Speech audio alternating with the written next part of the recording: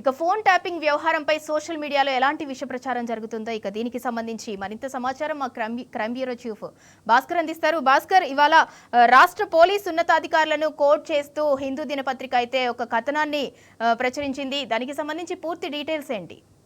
ఇవాళ హిందూ పత్రికలో వచ్చినటువంటి వార్తను చూస్తుంటే నిజంగా కూడా రాష్ట్ర ప్రభుత్వం పోలీసులను ఏ విధంగా ఇబ్బంది పెడుతుందనేటువంటి చాలా స్పష్టంగా అర్థమవుతుంది. పోలీసు ఉన్నతాధికారులు సూపర్వైజ్ చేస్తున్నటువంటి అధికారుల నుంచి వచ్చినటువంటి సమాచారం, జాతీయ దినపత్రిక ఒక క్రెడిబిలిటీ ఉన్నటువంటి దినపత్రిక, 25 నుంచి 30 సంవత్సరాల అనుభవం ఉన్నటువంటి ఒక జర్నలిస్ట్ రాసినటువంటి మాటలు.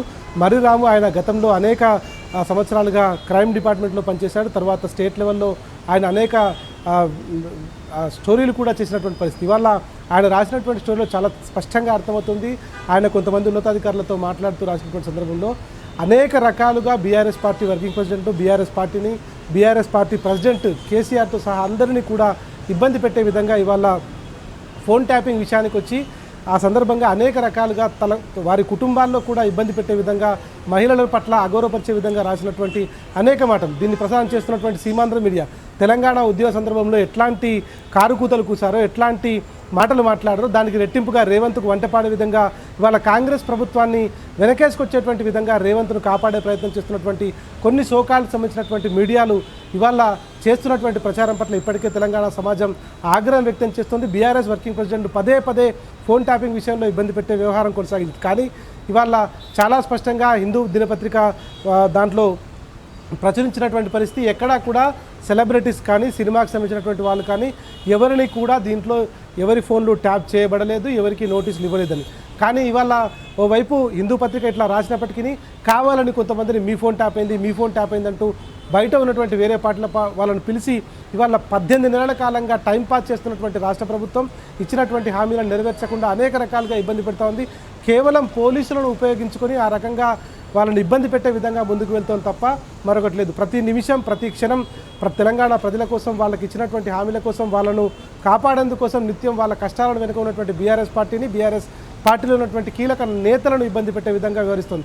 గతంలో బీఆర్ఎస్ ప్రెసిడెంట్ కేసీఆర్ కూడా చెప్పుకొచ్చారు, ఫోన్ ట్యాపింగ్ అనేటువంటి సబ్జెక్టు ఒక పనికి మాలిన సబ్జెక్టు, మీకు పని లేక మీరు అందరూ అడుగుతున్నారనేటువంటి తెలంగాణ స్లాంగ్లో ఆయన యథావిధిగా గతంలో ఎప్పుడు చెప్పే విధంగా ఆయన సమాధానం చెప్పారు. ఫోన్ ట్యాపింగ్ అనేటువంటిది రాష్ట్ర ప్రభుత్వానికి సంబంధం లేదు, అది కేవలం ఇంటెలిజెన్స్ అధికారిగా ఉన్నటువంటి వాళ్లకు సమాచారం కావాలనేటువంటిది రాష్ట్ర ప్రభుత్వం అడుగుతోంది. రాష్ట్ర ప్రభుత్వం కావాల్సినటువంటి సమాచారాన్ని వాళ్ళు ఎట్లా సంపాదిస్తారు, ఎట్లా తీసుకొస్తారు అనేటువంటిది వాళ్ళ ఇష్టం, వాళ్ళకి సంబంధించినటువంటి అధికారులను ఉపయోగిస్తారు.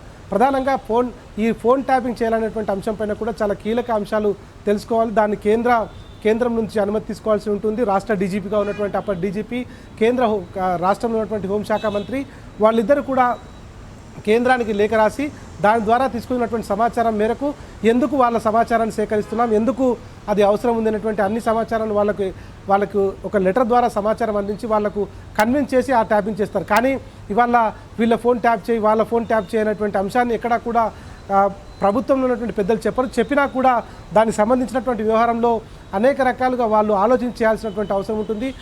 డీజీపీకి కానీ హోమ్ సెక్రటరీకి కానీ వాళ్ళ నోటీస్లో లేకుండా ఫోన్ ట్యాపింగ్ జరగదు. వాళ్ళ అధికారంతోనే, వాళ్ళు ఇచ్చినటువంటి ఆదేశాలతోనే ఫోన్ ట్యాపింగ్ జరుగుతోంది. మరి ఎందుకు ఇప్పటివరకు వాళ్ళని విచారించకుండా అడ్డగోలుగా లీకులు ఇస్తూ ఒక టీవీ ఛానల్ అయితే 10 అడుగులు ముందుకు వేసి మొత్తం రాష్ట్రంలో ఉన్నటువంటి సినిమా హీరోయిన్లందరినీ వాడుకొని వాళ్ళ ఫోన్ నంబర్లు ట్యాప్ చేసి వాళ్ళందరినీ బ్లాక్మెయిల్ చేసేటటువంటి దుస్థితికి వాళ్ళ మీడియా దిగజారిపోయింది. మీడియా విలువలు లేకుండా పోతోంది. తెలంగాణ ఉద్యమ నేపథ్యంలో 4.5 కోట్ల తెలంగాణ ప్రజల కోసం ఏర్పడినటువంటి గొంతుక టీ న్యూస్ కేవలం తెలంగాణ ప్రజలకు సంబంధించినటువంటి సమస్యలే కాకుండా తెలుగు ప్రజలకు సంబంధించినటువంటి సమస్యలు కూడా అనేక రకాలుగా చూపిస్తూ ఉంది. కానీ ఇవాళ ఏ బేసిస్ మీద మీడియా ఛానళ్ళు ఏర్పడ్డాయో, ఏ బేసిస్ మీద మీడియా ఛానల్ నడుస్తున్నాయో, పత్రికా స్వేచ్ఛను హరించే విధంగా సొంత ప్రయోజనాలకు, కుల ప్రయోజనాలకు, ప్రాంతంలో ఉన్నటువంటి కొంత వ్యక్తుల ప్రయోజనాలకు పనిచేస్తున్నటువంటి ఛానళ్ళు, వాళ్ళ వాకిట్లోనే జర్నలిజం ఎదిగిందని చెప్పుకున్నటువంటి ఛానళ్ళు ఇప్పటికైనా గుర్తుపెట్టుకోవాలి. ఒక క్రెడిబిలిటీ ఉన్నటువంటి ఆంగ్ల పత్రిక ఇవాళ ప్రచురణ చేసినటువంటి అంశం హీరోయిన్లకు సంబంధించినటువంటి అంశం కావచ్చు, నటీనటులకు సంబంధించినటువంటి అంశం కావచ్చు, ఎక్కడా కూడా లేదని స్పష్టం చేస్తుంది. గౌరవప్రదమైనటువంటి మంత్రి వృత్తిలో ఉన్నటువంటి, మంత్రి పదవిలో ఉన్నటువంటి ఒక మహిళా మంత్రి అనవసరమైనటువంటి వ్యాఖ్యలు చేసి ఇప్పటికే కోర్టు చుట్టూ తిరుగుతున్నటువంటి పరిస్థితి కనిపిస్తోంది. రాష్ట్ర ముఖ్యమంత్రిగా ఉన్నటువంటి రేవంత్ రెడ్డి కూడా పదే పదే అదే మాటలు చెప్తూ దిగజారుడు మాటలు మాట్లాడుతున్నటువంటి పరిస్థితి కనిపిస్తోంది. ఇక ఆ పిసిసి ప్రెసిడెంట్గా ఉన్నటువంటి మహేష్ కుమార్ గౌడ్ కూడా తనకు సంబంధించినటువంటి అంశంలో పార్టీని కాపాడాలి, పార్టీని నేనే మొత్తం నిలబెడుతున్నటువంటి ఆయన పార్టీని మోస్తున్నట్టుగా నటిస్తున్నటువంటి మహేష్ కుమార్ గౌడ్ ఇవాళ ప్రతిపక్షం పైన ఇష్టం వచ్చినటువంటి వ్యాఖ్యలు చేస్తున్నారు. నిజంగా గౌరవప్రదమైనటువంటి వృత్తిలో ఉన్నటువంటి రాజకీయ నాయకులు ఒక ఆధారాలతో చేయాలి తప్ప నిరాధారమైనటువంటి ఆధారాలు లేకుండా నిరాధారమైనటువంటి మాటలు చెప్తూ ఇవాళ ప్రతిపక్షాలపైన బురదలేటువంటి ప్రక్రియ కొనసాగిస్తున్నారు. ఏ పార్టీ అధికారంలో ఉన్నా కూడా నిజానిజాలు తెలుసుకోకుండా మాట్లాడటం. ఇవాళ ఫోన్ ట్యాపింగ్ విషయానికి వచ్చినటువంటి సందర్భంలో ఫోన్ ట్యాపింగ్ జరిగిందా లేదా అనేటువంటి విషయం అది అధికారులకు సంబంధించినటువంటి విషయం. దాంట్లో అప్పుడు ఉన్నటువంటి మంత్రులను ప్రభుత్వం ఉన్నటువంటి వ్యక్తులను వాళ్ళ కుటుంబాలను అగౌరవపరిచే విధంగా బాధ్యతాయుతమైనటువంటి పదవులు చేపట్టినటువంటి వ్యక్తులను సమాజంలో వాళ్లకు కొంత పేరున్నటువంటి వ్యక్తులను గొప్ప పేరు తెచ్చుకుంటున్నటువంటి వాళ్ళను పదే పదే ఇబ్బంది పెట్టే విధంగా వ్యవహరిస్తున్నటువంటి తీరు మాత్రం చాలా ఇబ్బందికరంగా ఉంటుంది. వాళ్ళ ఫోన్ ట్యాపింగ్ విషయంలో ఆంగ్ల దినపత్రిక క్రెడిబిలిటీ ఉన్నటువంటి ఆంధ్ర దినపత్రిక దాంట్లో 30 సంవత్సరాల అనుభవం ఉన్నటువంటి జర్నలిస్ట్ ఒక సీనియర్ జర్నలిస్ట్ చాలా స్పష్టంగా చెప్పుకొచ్చారు. ఫోన్ ట్యాపింగ్లో ఎక్కడా కూడా సినిమా నటునట్లకు సంబంధించి కానీ టాలీవుడ్కు సంబంధించినటువంటి ట్యాపింగ్ జరగలేదు. వస్తున్నటువంటి వార్తలన్నీ కూడా నిరాధారమైనటువంటివి. టాలీవుడ్కు ఎట్లాంటి సంబంధం లేదు అన్నటువంటి చాలా స్పష్టంగా చెప్పారు.